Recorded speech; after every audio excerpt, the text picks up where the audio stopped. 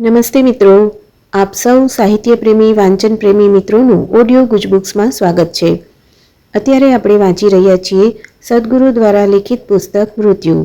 અત્યાર સુધીમાં આપણે પ્રકરણ 1થી 10નું વાંચન પૂરું કર્યું.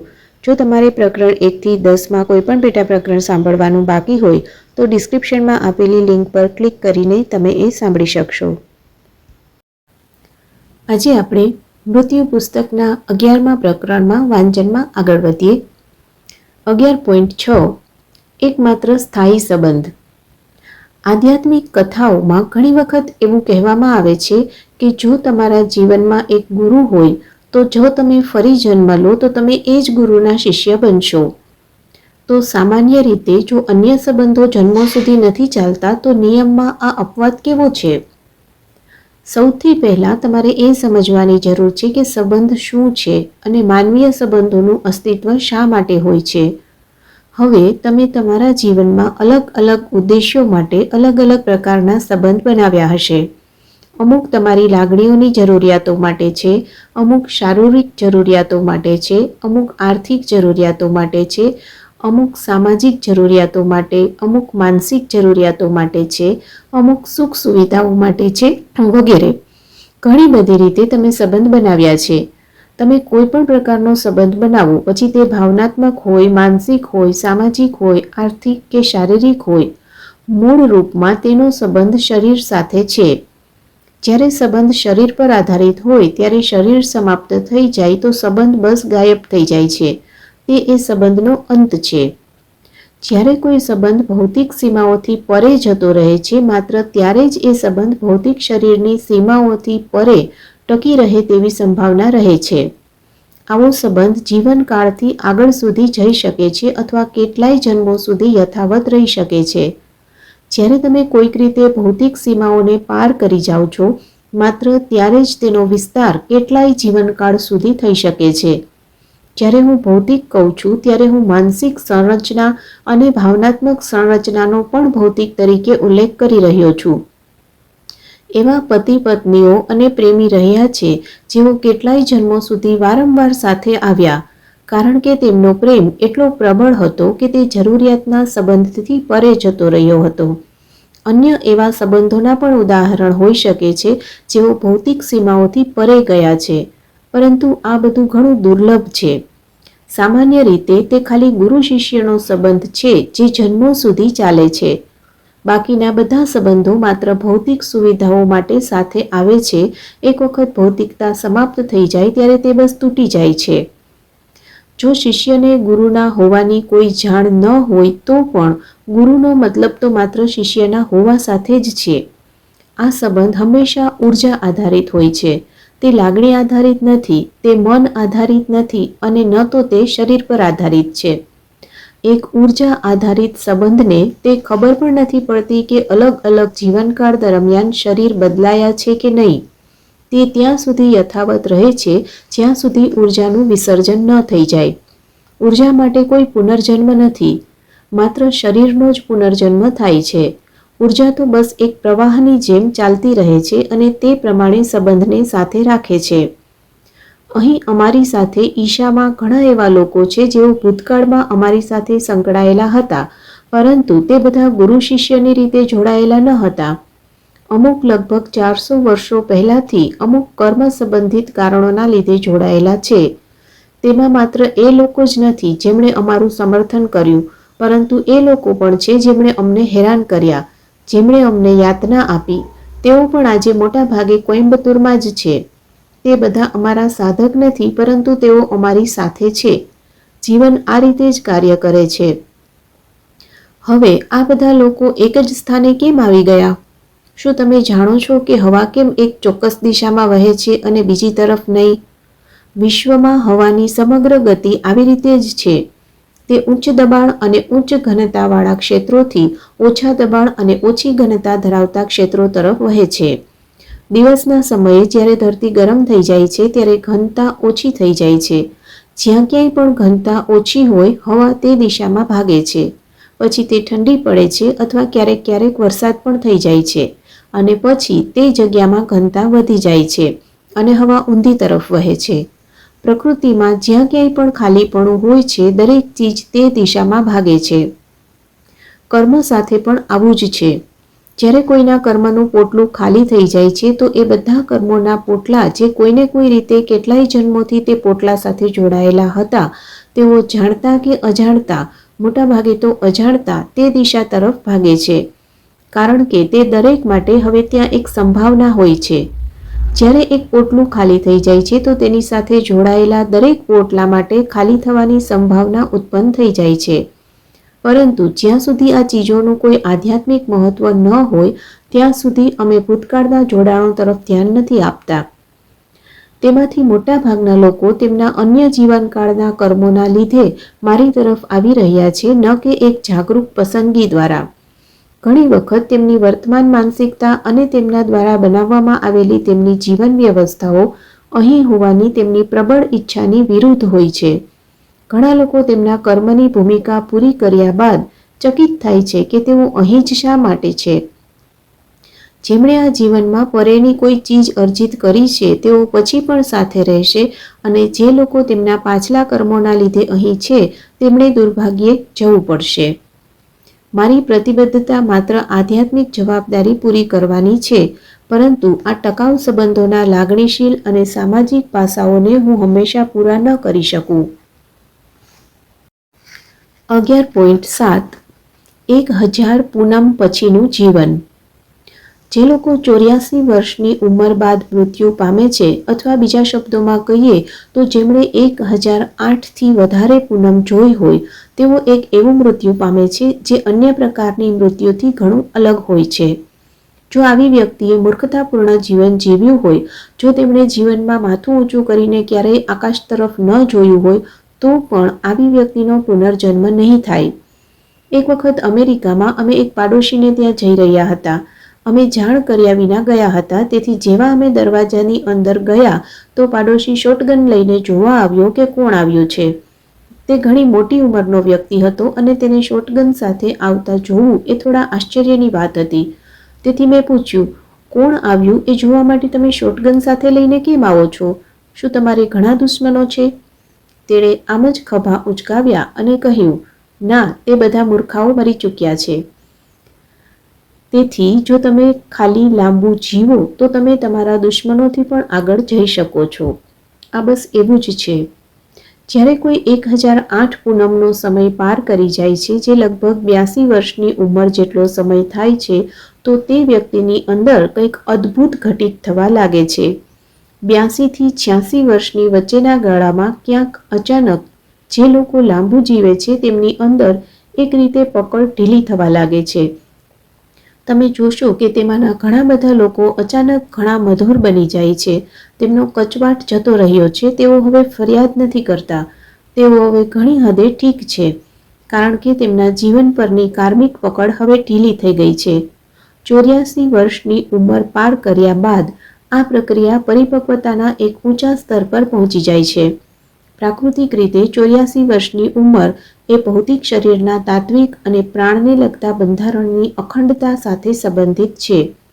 આ પડાવોને સ્વસ્થ અને જાગૃત રીતે પાર કરવાથી વ્યક્તિ હંમેશા સમજ અને સંતુલનના એક અસામાન્ય બોધ તરફ પહોંચે છે, જે મૂળભૂત રીતે જીવન અને મૃત્યુનો ભ્રમ મટી જવાનું પરિણામ છે. આપણા જન્મની ભૌતિકતા એ ચંદ્ર અને પૃથ્વી વચ્ચે રચાયેલું એક તરકટ છે.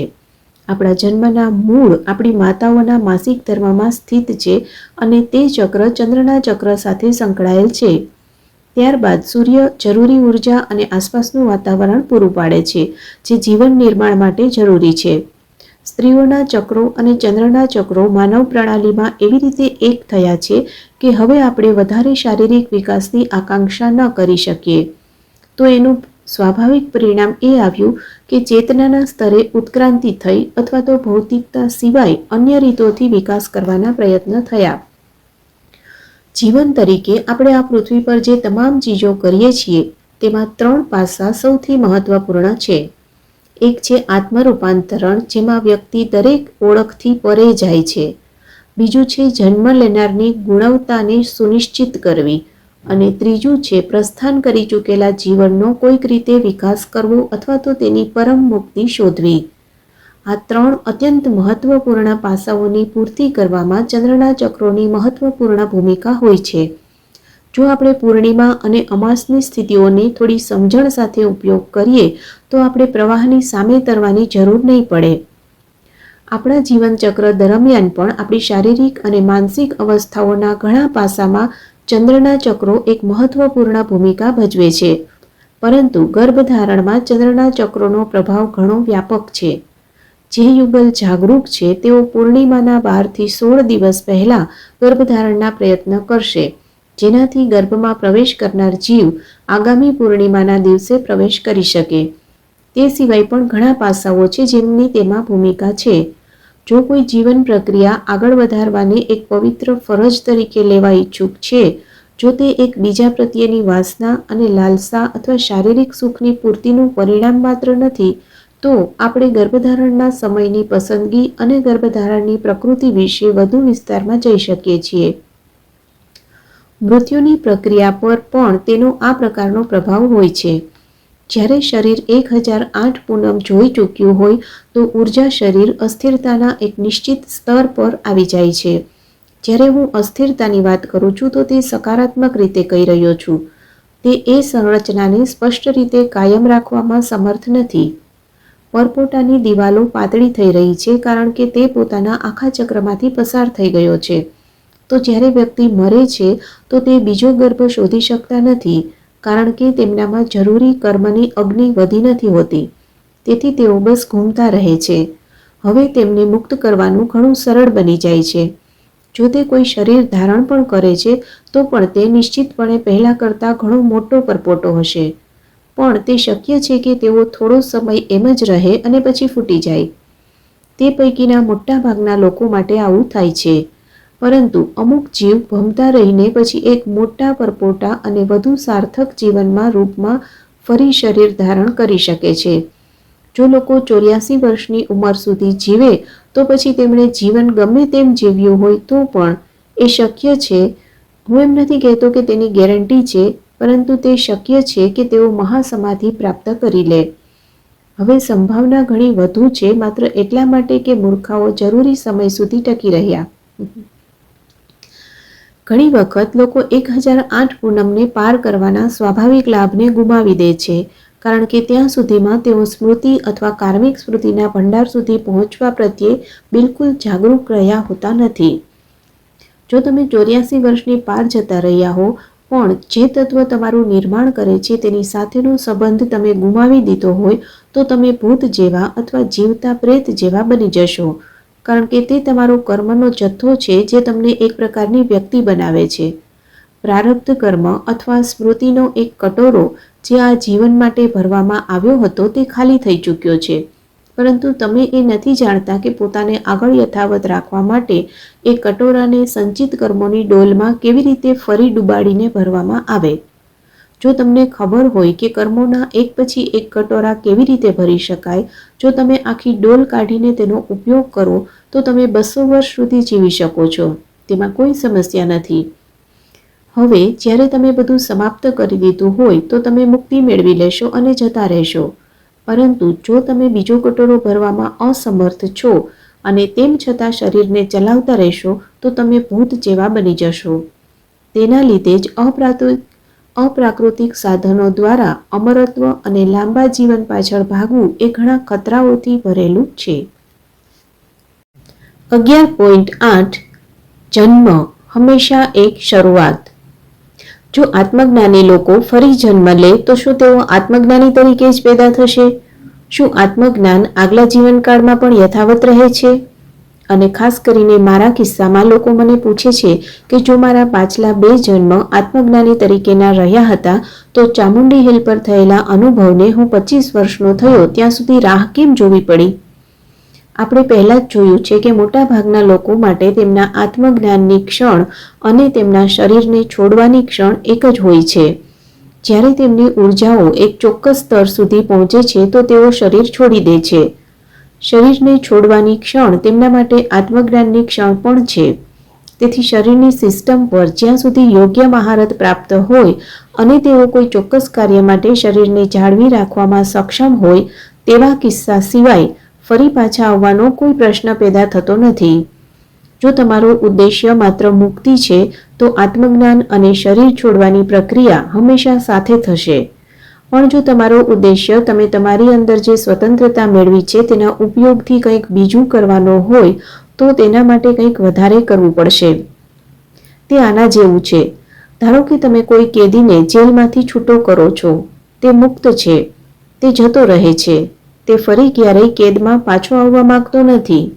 પણ અમુક એવા મહત્વાકાંક્ષી અથવા તો મૂર્ખ હોય છે જેઓ માત્ર કેદમાંથી મુક્ત થવા નથી માંગતા, પણ તેઓ જેલને ચલાવવા પણ માગે છે.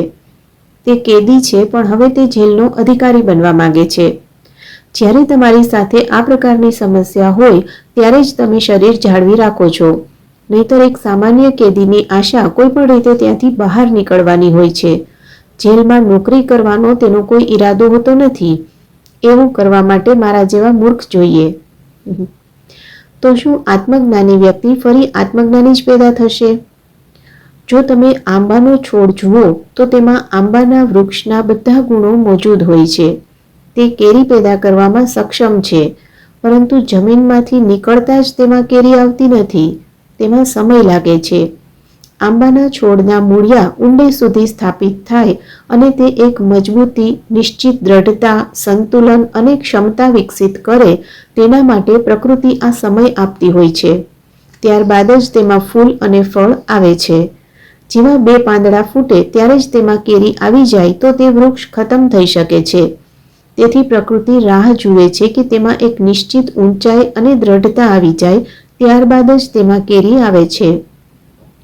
એવી જ રીતે એક આત્મજ્ઞાની વ્યક્તિના અમુક ગુણ હોય છે જે તેમની અંદર સમાવિષ્ટ હોય છે અને તેમને તેનાથી દૂર નથી કરી શકાતા, પરંતુ તેઓ અન્ય કોઈ સામાન્ય વ્યક્તિની જેમ જ જન્મ લે છે.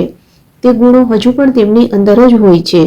તે ગુણો એક ખાસ સમય અને સ્થાનની રાહ જોતા હોય છે જ્યાં તેઓ પોતાની અભિવ્યક્તિ મેળવી શકે. આ પ્રકૃતિની બુદ્ધિમત્તા છે. તે સ્પષ્ટપણે જાણે છે કે ક્યારે તેને ખીલવાનું છે જેથી તે મહત્તમ ફળ આપી શકે. જો તે ઘણું વહેલું ખીલે છે તો તેને પોતાના પૂરતા ફળ નહીં મળે. તેથી તે રાહ જુએ છે. તેઓ કયા પ્રકારનું કાર્ય હાથમાં લેવા માગે છે તે પ્રમાણે તેઓ વિકસિત થશે. ભારતમાં લાંબા સમયથી આપણે આવું જોયું છે. ઘણા બાળયોગી 6 અથવા 7 વર્ષની ઉંમર સુધીમાં આત્મજ્ઞાની થઈ ગયા. તેમાંથી મોટા ભાગના ક્યારેય 25 કે 30 વર્ષની ઉંમર પણ પાર નથી કરતા.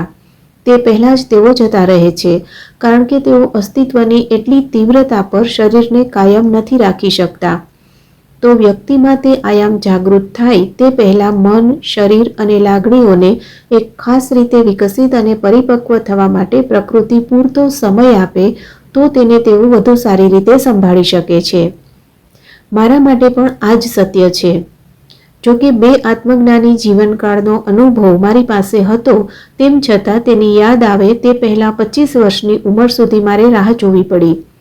તેનું કારણ એ છે કે આ વખતે આ શરીરને મૂળભૂત રીતે ધ્યાનલિંગની પ્રાણ પ્રતિષ્ઠા માટે જ ધારણ કરવામાં આવ્યું હતું. તેના માટે માત્ર આત્મજ્ઞાન નહીં, તમારે ઘણી રીતે એક પરિપૂર્ણ શરીરની જરૂરિયાત રહે છે. જ્યારે હું પરિપૂર્ણ કહું છું ત્યારે હું ખેલાડી જેવા ચુસ્ત શરીરની વાત નથી કરી રહ્યો, પરંતુ પોતાની ઉર્જાઓના નિયમન અને તેની સાથે તમે શું કરી શકો છો તેની વાત કરી રહ્યો છું. એક બાળકમાં તે શક્ય નથી. જ્યારે હું મારા જીવનમાં પાછું વળીને તે 25 વર્ષ તરફ જોઉં છું તો જેવી રીતે મારા જીવનમાં ગતિવિધિઓ ઘટિત થઈ, જે પ્રકારની ગતિવિધિઓ ઘટિત થઈ તે બધી મારા ઉદ્દેશ્ય તરફ આગળ લઈ જવા માટેના એક યોગ્ય ક્રમમાં બની હતી. દરેક બાબત એ રીતે બની કે એ બધું જે આ શરીર અને મનના વિકાસ અને મારી લાગણીઓને સંતુલિત કરવા માટે જરૂરી હતું તે બધું જીવનની એક પ્રક્રિયા તરીકે સ્વાભાવિક રીતે ઘટિત થયું. ઉદાહરણ તરીકે 12 વર્ષની ઉંમરમાં ભલે હું નિરંકુશ હતો, રમતો હતો, ઝાડ પર ચડતો હતો, ટ્રેકિંગ જેવી ચીજો કરતો હતો, પરંતુ દક્ષિણ ભારતમાં ઉપલબ્ધ સૌથી સારા યોગ શિક્ષક મારી પાસે આવ્યા અને કોઈક રીતે મને યોગ અભ્યાસ શીખવા માટે પ્રેરિત કર્યો અને કોઈ પણ શબ્દ અથવા વિચાર વિના મેં તે કરવાનું શરૂ કર્યું. લગભગ 12 વર્ષો બાદ મારી સાથે મોટી ચીજો ઘટિત થઈ. તો આવું ક્યારે ઘટિત થવું જોઈએ તે નક્કી કરવાની પ્રક્રિયા પ્રકૃતિની બુદ્ધિમત્તા છે. તમે ક્યારેય પ્રકૃતિની બુદ્ધિમત્તા પર સવાલ ન ઉઠાવી શકો, કારણ કે પ્રકૃતિની બુદ્ધિમત્તા સામે સવાલ ઉઠાવવા માટે તમારી બુદ્ધિમત્તા અત્યંત નાની છે. પ્રાકૃતિક રીતે જે કંઈ પણ બને છે તે હંમેશા યોગ્ય હોય છે, તેમાં કોઈ સવાલ જ નથી. વાત માત્ર એટલી છે કે તમારા ટૂંકા ગાળાના ઉદ્દેશ્યો અને લક્ષ્યો કદાચ જે થઈ રહ્યું છે તેની સાથે તાલમેલમાં ન હોય અને તમારે સંઘર્ષ કરવો પડે. પણ સાચા અર્થમાં તે ક્યારેય અયોગ્ય ન હોઈ શકે. તે હંમેશા સાચી દિશામાં આગળ વધે છે, કારણ કે પ્રકૃતિ ક્યારેય વિચારો અને લાગણીઓના આધારે ચીજો નક્કી કરતી નથી. તે માત્ર તમારી વૃત્તિઓના આધારે ચીજો નક્કી કરે છે. આ કોઈ વિચાર નથી. વિચાર સાથે તમે હંમેશા ભૂલ કરી શકો છો, પરંતુ વૃત્તિઓમાં કોઈ ભૂલ ન થઈ શકે. જુઓ, આજે તમે વિચારી શકો કે કરવા માટે કોઈ ચીજ યોગ્ય છે, પણ આવતીકાલે તમે બસ તેની વિરુદ્ધ દિશામાં વિચારવાનું શરૂ કરી દો અને દિવસના અંતે તમે સ્પષ્ટપણે એ તારણ પર આવી શકો છો કે કરવા માટે આ સૌથી સારી બાબત નથી. વિચારની આ પ્રકૃતિ છે. વિચાર સાથે તમે હંમેશા ભૂલ કરી શકો છો, કારણ કે તે હંમેશા સીમિત માહિતીના આધારે કાર્ય કરે છે અને મોટાભાગના વિચારો માત્ર એક ભૂલ જ છે. પણ પ્રકૃતિ વૃત્તિઓના આધારે કાર્ય કરે છે. આંબાનું વૃક્ષ એ નથી વિચારતું કે કેવી રીતે કેરી પેદા કરવી. તેની વૃત્તિ જ એવી છે. તે બસ એમ જ એ દિશામાં આગળ વધે છે અને તેને જે કરવાનું હોય તે કરે છે અને બધું યોગ્ય ક્ષણે ઘટિત થાય છે. મારી યુવાવસ્થામાં હું કોઈ એવી વ્યક્તિ ન હતો કે જે આધ્યાત્મિકતા તરફ આકર્ષિત હોય, પરંતુ એ સમયે મારા જીવનમાં આમ જ અકસ્માતે જ અહીં તહીં આધ્યાત્મિક માર્ગ પર ચાલનારા લોકો સાથે મારી મુલાકાત થવા લાગી. તે સમયે બસ આમ જ બધી ચીજો યોગ્ય રીતે થતી ગઈ, કારણ કે વૃત્તિઓ ધીમે ધીમે સપાટી પર આવી રહી હતી અને તેમની અભિવ્યક્તિ માટે જરૂરી સહારો પણ મળ્યો. તો એવા આત્મજ્ઞાની વ્યક્તિ માટે કે જેણે પુનર્જન્મ લીધો હોય, એ વાત પર નિર્ભર કરે છે કે તે વ્યક્તિ પાસે તેના જીવનના ઉદ્દેશ્ય માટે કેવા પ્રકારનું કાર્ય છે. તે અનુસાર જ યોગ્ય સમયે ચીજો ઘટિત થશે. આત્મજ્ઞાન એ વ્યક્તિત્વથી પરે જઈને સર્વવ્યાપકતાને ઉપલબ્ધ થવા વિશે છે. 11.9 લામાઓનો પુનર્જન્મ. તિબેટના લોકોનો સમુદાય એવો છે જેઓ ગુરુઓના પુનર્જન્મને ઘણું વધારે મહત્વ આપે છે. તમારે સમજવું જોઈએ કે તિબેટના લામા મૂળભૂત રીતે હિમાલય ક્ષેત્રના ઉપરના વિસ્તારોના એ તાંત્રિક છે જેઓ બૌદ્ધ ધર્મમાં પરિવર્તિત થઈ ગયા. તેમની તાંત્રિક સંસ્કૃતિ છે. નેપાળ એક એવો દેશ છે જે તંત્રથી ભરપૂર છે. ત્યાં તાંત્રિક વિધિઓ અને પ્રક્રિયાઓ કરવા માટે 5 મંદિર છે. તે સમયે ભારતથી બૌદ્ધ ભિક્ષુઓ આક્રમક ધર્મ પ્રચારકો તરીકે તિબેટ ગયા અને મોટી વસ્તીને પરિવર્તિત કરી. તેમની બુનિયાદી તાંત્રિક સંસ્કૃતિ યથાવત રહી, પરંતુ તેઓ બૌદ્ધ બની ગયા. તેમણે તેમની મૂર્તિઓ બદલી નાખી, પરંતુ મૂળ તાંત્રિક સંસ્કૃતિ યથાવત રહી. તેથી તિબેટની સંસ્કૃતિ એ જીવન જીવવાની બૌદ્ધ અને તાંત્રિક રીતોનું મિશ્રણ બની ગઈ. હકીકતમાં બંને એકબીજાથી બિલકુલ વિપરીત છે. તંત્ર કર્મકાંડથી ભરપૂર છે, જ્યારે ગૌતમ અને કર્મકાંડ એકસાથે ન ચાલી શકે. ગૌતમનું મુખ્ય કાર્ય બધા કર્મકાંડોને નષ્ટ કરીને જીવનને ધ્યાનમય બનાવવાનું હતું. આજે તિબેટના બૌદ્ધ એ કર્મકાંડી બૌદ્ધ છે. તેઓ એવા કર્મકાંડોનો અભ્યાસ કરે છે જે હિન્દુ કર્મકાંડોથી પણ વિસ્તૃત છે. તે સંસ્કૃતિમાં અમુક લોકો તેમના પુનર્જન્મ અને એવી ચીજોને જાગૃત રીતે નિર્ધારિત કરવામાં નિશ્ચિતપણે સક્ષમ હતા, અને અમુક ગુરુઓએ વારંવાર પાછા આવવાની પસંદગી પણ કરી હતી. અમુક કિસ્સાઓમાં એવું નોંધેલું જોવા મળે છે કે એ જ વ્યક્તિ 30 જન્મ સુધી પાછી આવી. સામાન્ય રીતે મૃત્યુ પહેલાં એ વ્યક્તિ કહેતો હતો કે મારા આગલા જન્મમાં હું આ નિશાનીઓ સાથે અહીં જન્મ લઈશ, તમે આવીને મને ઓળખી લેજો. તેથી વિશ્વમાં તે ગમે ત્યાં હોય તેઓ તેને શોધવા માટે જતા અને તે બાળકને આશ્રમમાં પરત લઈ આવતા. પરંતુ દરેક ગુરુ આવું નથી કરતા. તેમાંથી ઘણા વિલીન થઈને અદૃશ્ય થઈ જાય છે. પરંતુ સમય સાથે પુનર્જન્મની આ ભવિષ્યવાણી અને પુનર્જન્મની ઓળખ કરવી એ બસ એક વિવશતાવાળી વસ્તુ બની ગઈ. માની લો કે કોઈ આશ્રમમાં એવું થયું કે એક ગુરુનું મૃત્યુ થયું અને તેની મૃત્યુના 11મા દિવસે તેણે કોઈ પ્રકારે તેના પુનર્જન્મ વિશે સંકેત આપ્યો. હવે સમય સાથે ધીમે ધીમે તેમણે તેને એક પરંપરા બનાવી દીધી કે જ્યારે પણ કોઈ ગુરુ કે વરિષ્ઠ ભિક્ષુનું મૃત્યુ થશે તો તે પણ એક ખાસ પ્રકારે પુનર્જન્મ લેશે. જો એવું કંઈ ન બને તો કાં તો તમારે એ સ્વીકારવું પડે કે ગુરુ એક ઉન્નત જીવ નહોતા, અથવા તો તમારે કોઈ ચમત્કારની વાત ઘડીને તે દંતકથાને આગળ ધપાવવી પડશે. સામાન્ય રીતે લોકો કોઈ ચમત્કાર ઘડવાનું પસંદ કરે છે, કારણ કે તેઓ નથી ઈચ્છતા કે આશ્રમની પ્રતિષ્ઠા માટીમાં મળી જાય. તેથી તે પરંપરા બની ગઈ. દુનિયા આ પ્રકારના ચમત્કારોથી પ્રભાવિત થઈ જાય છે તે દુર્ભાગ્યપૂર્ણ છે. એક જીવંત આધ્યાત્મિક પ્રક્રિયા મૃત પરંપરામાં પરિવર્તિત થઈ જાય છે એ દુઃખદ ઘટના એક ભૌગોલિક ક્ષેત્ર કે સમુદાય સુધી સીમિત નથી. ઘણી બધી સંસ્કૃતિઓમાં તે એક દુર્ભાગ્યપૂર્ણ વાસ્તવિકતા રહી છે. તેને એક મરી ગયેલી પરંપરા બનતી અટકાવીને એક જીવંત પ્રક્રિયા તરીકે યથાવત રાખવી એ એવો પડકાર છે જેના માટે દરેક આધ્યાત્મિક પ્રક્રિયાઓએ પ્રયત્ન કરવાની જરૂર છે. તિબેટના બૌદ્ધ પંથે ઘણા અભૂતપૂર્વ ગુરુ પેદા કર્યા છે અને તેનું મહત્વ ઘણું વધારે છે. પદ્મસંભવ ઘણા અર્થમાં તે પરંપરાના આધાર સ્તંભ છે. તેઓ એક ત્રિશૂલ અને 2 પત્નીઓ સાથે ચાલતા. લોકો તેમને તિબેટના શિવ તરીકે માને છે. નિશ્ચિતપણે તેઓ બૌદ્ધ પરંપરાના કોઈ ભિક્ષુ તરીકે જોવામાં નથી આવતા. તો મિત્રો, આઈ હોપ કે તમને આજનું આ વાંચન જરૂરથી ગમ્યું હશે. તમને આજનું વાંચન કેવું લાગ્યું એ મને કોમેન્ટ કરીને ચોક્કસથી જણાવજો. અને તમારા અન્ય સાહિત્ય પ્રેમી મિત્રો કે જેઓ સમયના અભાવે કે અન્ય કોઈ કારણસર નિયમિત રીતે વાંચી નથી શકતા, તો આ ઓડિયો ચેનલ તમારા માટે જ છે. એવા મિત્રોને આ ઓડિયો વધુને વધુ શેર કરો. અને હા, આ આખું પુસ્તક સાંભળવા માટે ઓડિયો ગુજ બુક્સ ચેનલને અત્યારે જ સબસ્ક્રાઇબ કરી બેલ આઇકન પર ક્લિક કરો, જેથી એક પણ પ્રકરણ ચૂકી ન જવાય. ફરી મળીશું નવા પ્રકરણમાં. ધન્યવાદ.